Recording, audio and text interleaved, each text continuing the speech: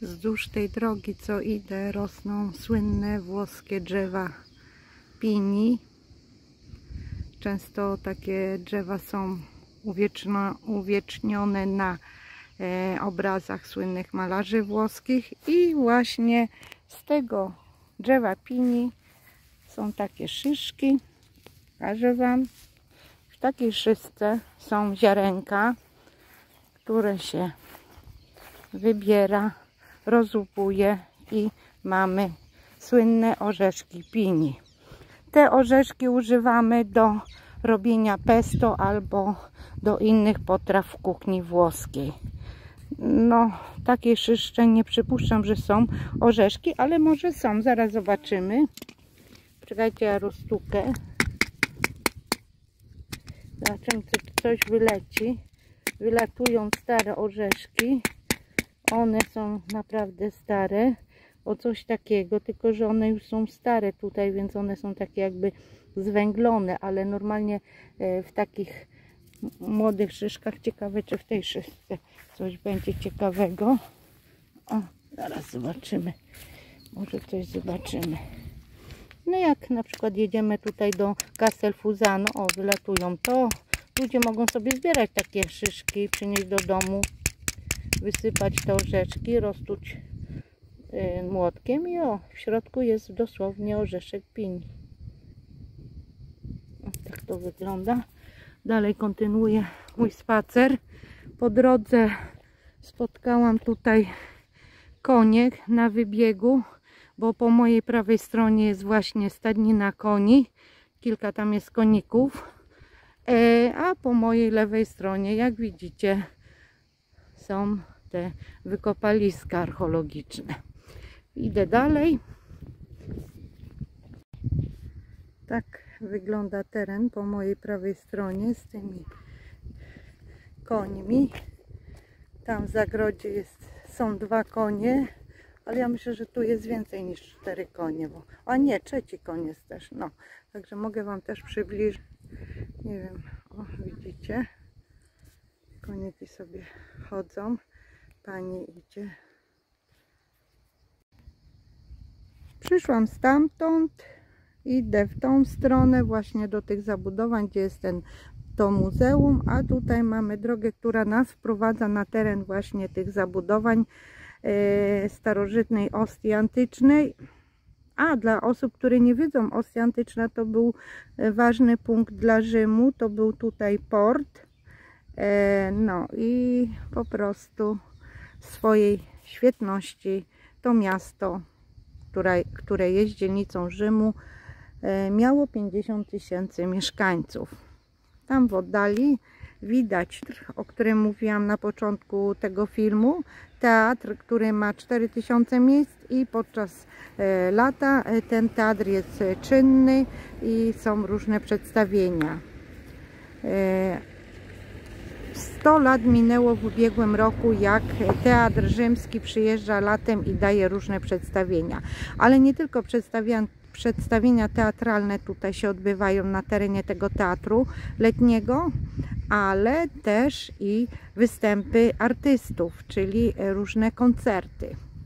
Dobra, teraz ja dalej idę, jak dojdę do właśnie tego miejsca, o którym Wam mówiłam na początku, więc Wam nagram. Tak wygląda z tej strony bar i sklep z pamiątkami. Tutaj po mojej cały czas lewej stronie są piękne wykopaliska archeologiczne. Oczywiście jak weźmiecie sobie mapkę i książeczkę, możecie sobie poczytać, ale możecie też sobie wziąć przewodnika, tylko że przewodniki przewodniki są w języku angielskim, francuskim, niemieckim, hiszpańskim. Wiadomo, że nie ma go w języku polskim. Zobaczcie, jeszcze Wam tu pokażę. To jest niesamowite, jak tutaj jest pięknie. O, dotykać takich rzeczy starożytnych. Zobaczcie, w starożytności jaką mieli wannę do kąpieli. No niesamowicie. Tak wyglądały. No. Postawili te wanny, teraz jedną wzięli i po prostu odwrócili do góry dnem. Tutaj przechodziła rura. No nie wiem, czy to widać, ale tędy przechodziła. Tu w ogóle to był wodociąg. Są nawet zachowane miejsca wodociągu. Także wiecie, w IV wieku przed Chrystusem jaką mieli technologię, jak budowali domy. A w ogóle te domy były budowane do drugiego piętra murowane, a następnie były drewniane. Także kto mieszkał na niższym piętrze miał lepiej, a kto na wyższym to miał gorzej. Poza tym te wyższe kondygnacje często ulegały spaleniu, bo wiadomo, że ludzie sobie coś tam podgrzewali, gotowali i o pożar nie było łatwo, chciałam powiedzieć. Teraz takimi schodami wejdę tutaj na górę i będziemy podziwiać Tybr. O właśnie, odwrócę się i będę wam pokazywać. Tutaj już widać rzekę Tybr, inaczej po włosku Fiume, Tevere. Tu są szuwary takie, trzciny, ciężko zobaczyć, ale jak wejdę na górę tutaj, to może jeszcze coś zobaczymy. Chciałam wam powiedzieć, że wycieczki w ogóle do tych miejsc nie docierają. Jak przyjeżdżacie z wycieczką zorganizowaną z przewodnikiem, to idą główną drogą, pokazują najważniejsze rzeczy, mają określony czas, wiedzą przy jakim miejscu, ile minut mówią i na tym koniec. A jak przyjdziecie sami, będziecie zwiedzać, to całkiem inaczej to wygląda. Tam w oddali pan kosi trawę. Tutaj mamy takie piękne widoki, a ja teraz kamerką się przestawię i co? No i nie zobaczymy za bardzo, bo są te trzciny. No ale podniosę kamerkę na wysokość mojej ręki, może coś wam pokażę. Chyba, no nie bardzo. No zobaczcie. Powiem wam, że dzisiaj nie wzięłam sobie tego mojego kija do nagrywania, na którym mocuję mój telefon, bo ten kij jak się tak wyciągnie, to ma 1,5 metra, także mogłabym wtedy lepiej nagrać ten Tybr, ale nie chciałam brać, bo to też waży i tak dalej, a ja później idę na zakupy i ten kij i to wszystko. Przyszłam pochodzić, ale w międzyczasie pomyślałam, że nagram dla was coś z mojego chodzenia. Teraz zejdę z tego dachu, udam się w taką dróżkę i będziemy się widzieć w drugiej części tego parku archeologicznego. Zrobię trochę 1000 kroków, to wam nagram, bo tak jak ja wam nagrywam i idę, to bardzo powoli idę, a tutaj czas mnie goni. Jest już 10:20, a ja na 11 muszę być w domu, bo koniecznie muszę się zabrać za moje obowiązki. Pierwszym obowiązkiem jest po prostu udostępnić przepis, który rano o godzinie 7 zmontowałam i go chcę puścić na moim kanale kulinarnym. Kanał kulinarny włoski Ricette Veloce. Na tym kanale też daję przepisy w języku polskim, czyli muszę go opisać i dodać języki. Zapraszam was na ten kanał, zostawię linka w opisie tego filmu. A ja się z wami żegnam i widzę się w drugiej części. Wejdę gdzieś tutaj, będę wam tam co jakiś czas nagrywać. Muszę zrobić te 10 000 kroków. I muszę schudnąć, bo chciałam wam jeszcze powiedzieć, że przez te wakacje zamiast schudnąć, to ja przytyłam 1,5 kg, a jednak to jest dużo.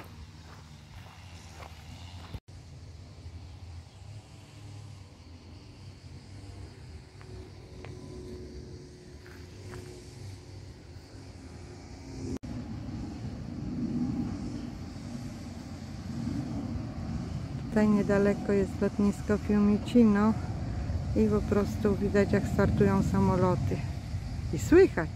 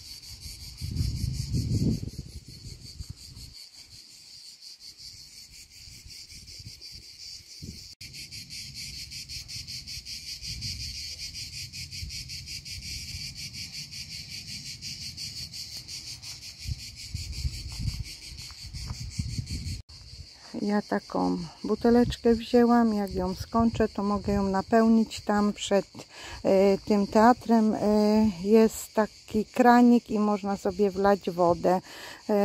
Woda jest pitna. Tutaj chyba jest więcej takich miejsc, gdzie można wlać sobie wodę do butelki i po prostu mieć do picia, jak się zwiedza. Osoby, które podróżują i zwiedzają różne kraje, mogą udostępniać swoje filmiki na mojej grupie facebookowej, która nazywa się Viaggio z Ewą. Link na tą grupę zostawię Wam w opisie tego filmu, ale też zapraszam do pisania komentarzy, jakie kraje zwiedzacie, w jakich krajach byliście. Naprawdę jestem bardzo ciekawa, no i Wasze komentarze sprawiają mi bardzo i to bardzo dużo radości.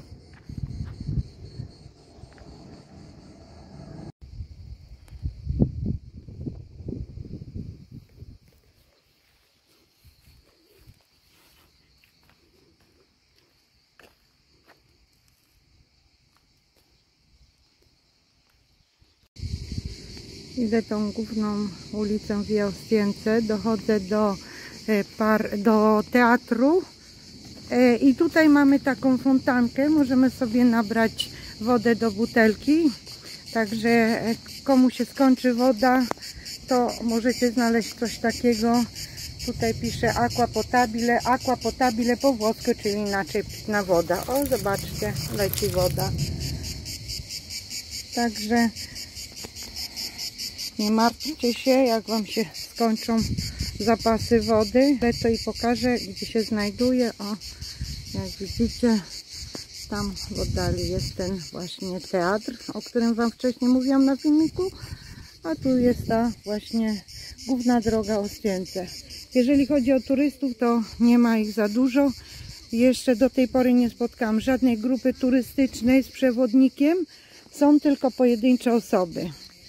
Takie, można powiedzieć, też grupki rodziny. Widzę pani jakaś z wózkiem, także z dzieckiem. Tylko że o tej porze to z wózkiem to jest naprawdę gorąco dla dzieciaczka, no ale możliwe, że ma jakiś tam przewiew.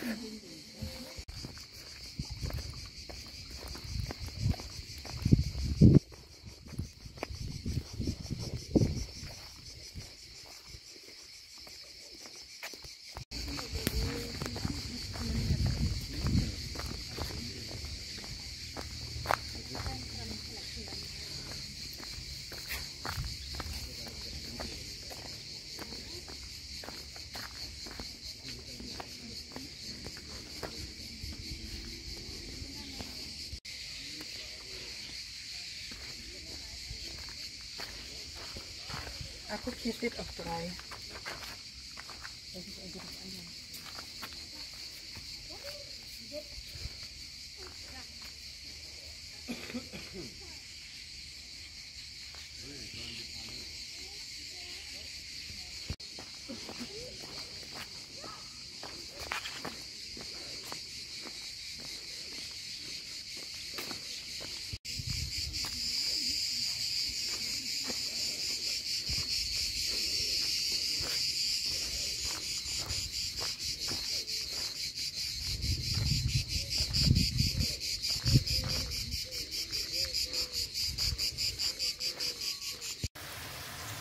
Słuchajcie, jeszcze dogrywam film, gdyż postanowiłam Wam pokazać, co robię szybkiego na obiad. Więc tak, miałam wczoraj fasolkę, została mi do dzisiaj. Najpierw ją miałam robić z bułką i z masełkiem, tak po polsku, ale postanowiłam zrobić w inny sposób i do tej fasolki dodałam takich pomidorków. O, widzicie, takie małe pomidoreczki mam. Wrzuciłam też do tej fasolki dwie takie sardelle, w Polsce kupicie, po włosku to one nazywają się acciughe, fileti di acciughe. To wrzuciłam dwa, one są lekko słonawe, dodadzą fajnego smaku. No i czarne oliwki, jedźcie, wrzucajcie sobie do sałatek, do wszystkiego, oliwy nere de nocciolate, to znaczy, że one są bez pestki w środku, więc fajnie sobie pokroiłam. Teraz to wszystko kochani zamieszam Ale to jest taka dostawka do obiadu, bo główny obiad to mam szybki obiad mrożony. Mam penny al salmony z gamberetti i wystarczy wrzucić na patelnię i po prostu dodać troszkę oliwy, troszkę wody, to się wszystko tak fajnie nam połączy, rozpuści i teraz 5 minut i to jest gotowe.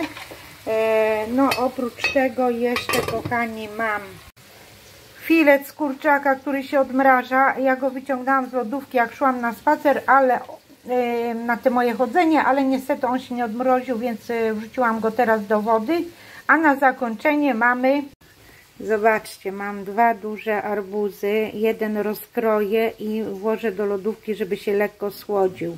Fajne, pamiętajcie, że jak kupujecie arbuzy, to go stukajcie. Arbuz trzeba stukać, czy jest dźwięczny głos. Jak jest dźwięczny głos, to jest taki nieprzedojrzały, a jak jest matowy głos, to znaczy, że w środku jest przedojrzały i niedobry.